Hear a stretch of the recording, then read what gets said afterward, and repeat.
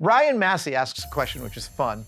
On Mythbusters, was there ever a myth you wanted to test, but it fell apart before anything interesting occurred or could be filmed?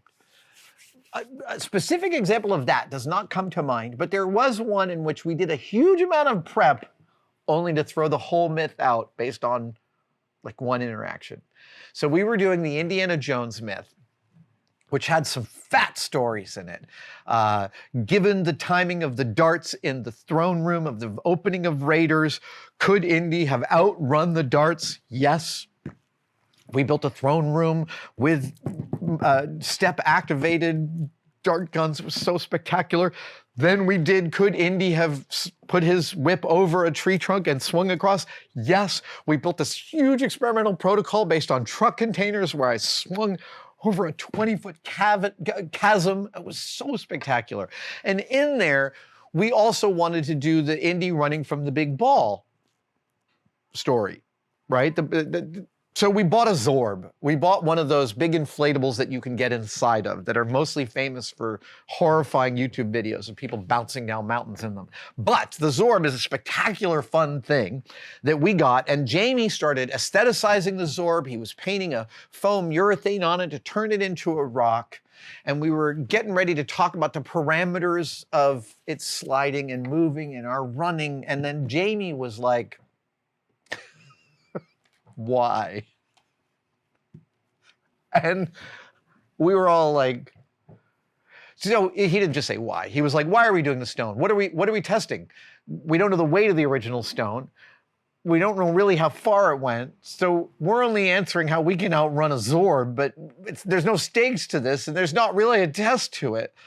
And do we really need it?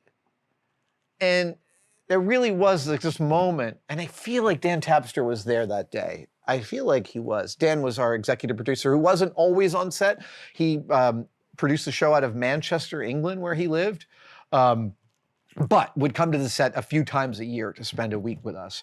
And I think he was on set that day, and I just feel like I remember Jamie asking that question and everyone kind of going, blink, blink, blink, blink, and realizing there's no other answer to his question than, this is not an interesting story. It's not an interesting, because it's not an interesting test. It's not testing anything within the parameters that is truly testable. We don't have the same things. We don't have any marker. There's no such thing as a large round stone that anyone has to outrun. So how do we figure out what we're testing? And then we threw out that story. Like literally, it was a 5 minutes from, we're actively all working on running this big stone ball, to, yeah, that's done. We're done. We're not doing it. Really was, to be frank, I really appreciated that about making that show. I talked early in this live stream about the pressures the network has to make their money off of the backs of the people making shows for them, and the pressures they transmit to the people making shows for them. And one of the great and incredible graces of making the show with Carrie, Tori, Grant, Jamie, and everybody else, and the entire team, was the show was a hit so early, and for so long, we were really insulated from those network pressures until very late in our run. I mean, you know, they would ask us to do things like Deadliest Catch episodes and, you know, Man vs. Wild stuff and other things like that. But for the most part, we didn't have to deal with network interference on that because the show was so well loved, and we loved making it, and that all worked and fired on all the cylinders for that length of time. ADHD Media wants to know about a project I have always wanted to make with my partner, with my wife. ADHD Media is married, and the idea of making something with their wife has always been floating in their mind. I want to tell you a story, and I'm not the hero of this story.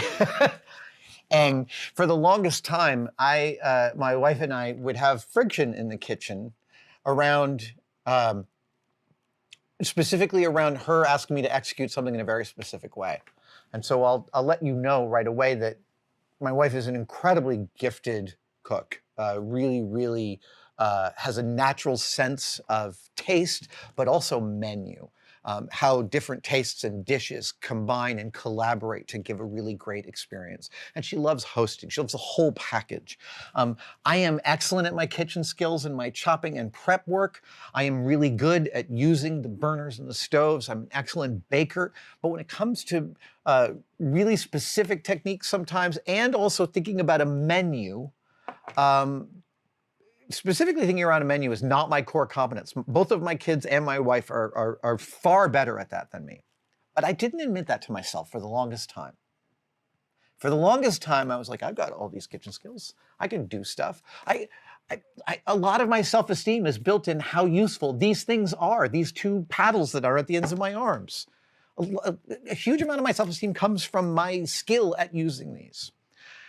And my wife and I were having this art. She was like, I want you to cut the garlic really, really thin. And I grabbed a knife and she's like, you probably want to use a different knife. And I was all like, this is my favorite knife. I want to use my knife. And I got pissy about it. And we got into an argument. And I went away and I thought, why are you being a dick? Why do you need to use your knife? She's got a very specific idea. She can execute it. And you tried with your knife and you didn't make the slices thin enough. And then I had to zoom out and be like, you know what? She's a much better cook than I am. I have to admit that. And frankly, since I have embraced the fact that I'm the least talented cook in my house, life has been so much better. Our collaborations in the kitchen are far, far better because I've removed my ego and self-esteem from my skill with these in the kitchen. If she has a very specific thing she wants executed in a certain way, I'm here to say, yes, chef. And that is like it was a sea change for me, creatively and collaborationally. In contrast, there's a moment in which I was drawing a floor plan of one of the floors in our house, and I was about to measure. When I draw a floor plan, I draw out a rough map of the room where the windows and doors are, and then I draw the measurements I want and put a blank bubble between the two arrows. So I end up drawing an arrow between the measurement that I want and a bubble that's empty. And then I go into the room and I fill in all the bubbles. And as I'm just starting to do this, my wife says, you want some help? And I was like, oh, yeah, absolutely. Here, grab the end of this tape measure. And she's like, okay. And I'm like, and then over the next 5 minutes, I filled in 20 measurements. I was like, go take this to the end of the shelf and put it over there. Great, okay, now put it over there. Okay, great. Now, if you'll climb up to there and put it on the edge of the thing, no, a little more over there. And it was just, this is me executing the way I have been executing at work for 30 years. And at the end, she was like, that was a little intense. And I'm like, what do you mean? And she's like, well, you're just like monofocused and there's a really specific energy. And I realized like, right, you know, we go to work and we are a certain person at work and our partner often doesn't ever see that aspect. This is a long way of saying that collaborating with my partner has been an ongoing creative enterprise. Lately, my partner has been very into ceramics and woodwork. And that has actually opened up a whole new thing for us where we're spending some weekend days here in the cave with me helping her to execute stuff she's working on and then also co-working and working on my own stuff at the same time. And it is really spectacular. It is really lovely. And what's funny is until she was interested in the woodwork and the ceramics and the tools that were at her disposal here, this place was overwhelming. And it's years and years ago, I worked for an artist named Chico McMurtry, and I was working in his studio down in the Bayview of San Francisco on Yosemite Street, and he left for Czechoslovakia for like 2 months to go do a big show there. And I lived in his space during those 2 months. And oh man, his space taught me about how spaces welcome or reject you, because his studio was a studio for sleeping and working. There was no entertaining, there was no hanging out.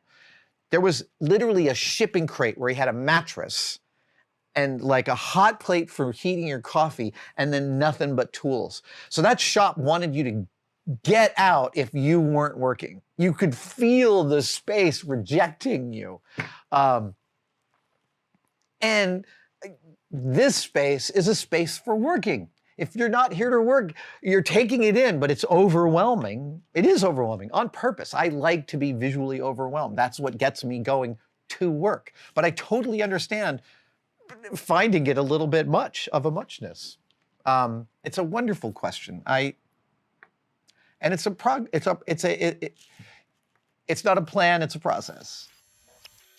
Thank you guys so much for watching, and I wanted to briefly mention that you could become a tested member. I know, everybody is competing for you to become a member of their thing.